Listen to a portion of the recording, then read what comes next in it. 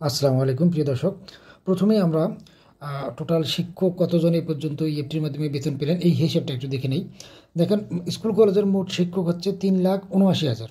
তো সেই হিসেবে প্রথম ধাপে বেতন পেয়েছে 1,79,000 শিক্ষক, এবং দ্বিতীয় ধাপে পেয়েছে 67,000, এবং তৃতীয় ধাপে পাবেন 84,700 জন শিক্ষক। এই মর্মে ইতিমধ্যে বিভিন্ন মিডিয়ায় সংবাদ প্রচার করা হয়েছে। তো তৃতীয় ধাপে পাওয়ার পর মোট ইএফটির মাধ্যমে বেতন পেয়ে যাবেন 3,40,700 শিক্ষক। তার মানে তৃতীয় ধাপে বেতন পাওয়ার পর সর্বশেষ বাকি থাকবে 48,300 শিক্ষক। তো এই 48,300 শিক্ষকই মূলত বেতন পাবেন হয়তো বা চতুর্থ ধাপে। তো তৃতীয় ধাপের পরবর্তীতেই এগুলো আসলে কার্যক্রম হয়তো বা শুরু হবে।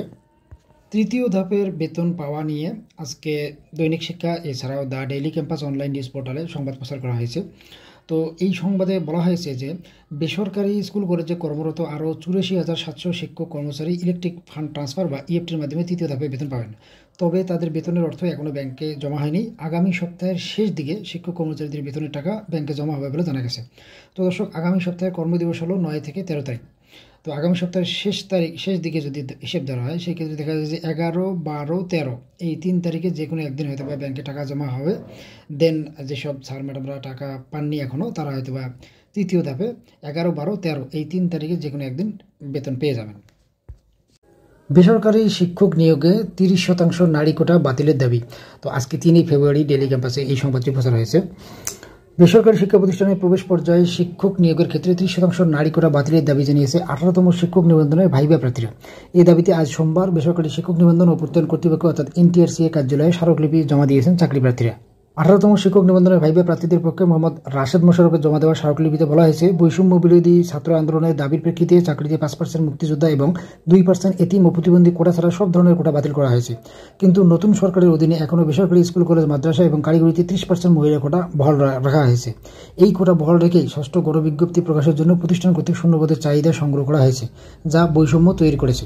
নারী কোটা বহাল রাখার ফলে 18তম শিক্ষক নিবন্ধনের ভাইবা প্রার্থীরা চরম বৈষম্যের শিকার হবেন এবং বেসরকারি এমপিওভুক্ত প্রতিষ্ঠানগুলোতে নারী কোটা থাকার কারণে কোটাজনিত শূন্যপদ পূরণ হবে না।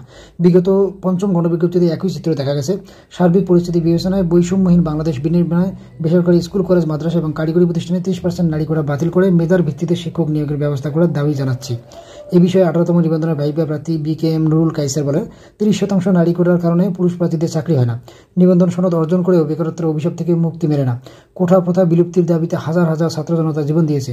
এখনও কিভাবে 30% কোটা বহাল থাকে সেটি আমাদের বোধগম্য নয়। আরেক ভাইবা প্রার্থী ঝিনাইদহের তুষার মিয়া বলেন, চাকরিতে নিয়োগ হবে মেধার ভিত্তিতে। নারী পুরুষ সমান অধিকার হলে তাদের আলাদা করে সুবিধা দেওয়ার কোনো মানে হয় না। নারী কোটার পদ অনেক, এই পদগুলো পূরণ হয় না, পদ ফাঁকাই থেকে যায়। অথচ অসংখ্য পুরুষ প্রার্থী নিবন্ধন সনদ অর্জন করেও বেকার থাকছেন। এই বিষয়টি ভেবে দেখা দরকার। বৈষম্যহীন বাংলাদেশ নতুন করে বৈষম্য তৈরি হলে শিক্ষার্থীরা তা মেনে নেবে না। তো দর্শক, এটাই ছিল 30% কোটা সম্পর্কিত আপডেট নিউজ। আজকে অর্থ উপদেষ্টা বলেছেন, মহার্ঘ ভাতা নয়, শিক্ষকদের জন্য কিছু একটা করার চিন্তা করছি। যদিও আসলে সব সুখবর হিসেবে শেষ পর্যন্ত থাকে না। কারণ কিছুদিন আগে মহার্ঘ ভাতার যে বিষয়টি সামনে এসেছিল, সবাই কিন্তু সবারই বেতন হিসাব করা শেষ যে কত % মহার্ঘ ভাতা পাবেন। অথচ শেষ পর্যায়ে গিয়ে মহার্ঘ ভাতার বিষয়টি আর রইল না, এমন একটা অবস্থা। যদিও জনপ্রশাসন সচিব এখন পর্যন্ত বলতেছেন যে আসলে মহার্ঘ ভাতার বিষয়টি এখন আলোচনার মধ্যে রয়েছে।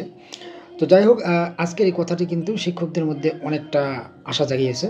কিছুদিন আগে থেকে যেমন প্রাইমারি শিক্ষকদের 10ম গ্রেডের যে আন্দোলন, এছাড়া ইত্যাদি শিক্ষকদের আন্দোলন, এবং এই ফেব্রুয়ারি মাসে 12 তারিখে মাধ্যমিক পর্যায়ে শিক্ষকরা জাতীয়করণ বা বাড়ি ভাড়ার নিমিত্তে যে আন্দোলনে নামছেন, সব প্রেক্ষাপটে শিক্ষা মন্ত্রণালয় বা উপমহলের স্যাররা কিন্তু এই বিষয়টা ক্লিয়ার যে নিচের পর্যায়ের শিক্ষকরা খুব খারাপ অবস্থানে এবং বেতন ভাতা দিয়ে তাদের দিন চলছে না। যার ফলে আজকে হয়তো বা এই কথাটি এসছে। তো আশা করা যায় যে খুব ভালো কিছু একটা হবে শিক্ষকদের জন্য। তবে শিক্ষকদের জন্য যদি আলাদা বেতন কাঠামো হয় সেটাই হবে সবচেয়ে ভালো। দেখা যাক আসলে কী হয় সেটা। পরবর্তী আপডেট পেতে অবশ্যই চ্যানেলটিকে সাবস্ক্রাইব করবেন। তো আজকের এই ছিল আপডেট। ধন্যবাদ সবাইকে, ভালো থাকবেন।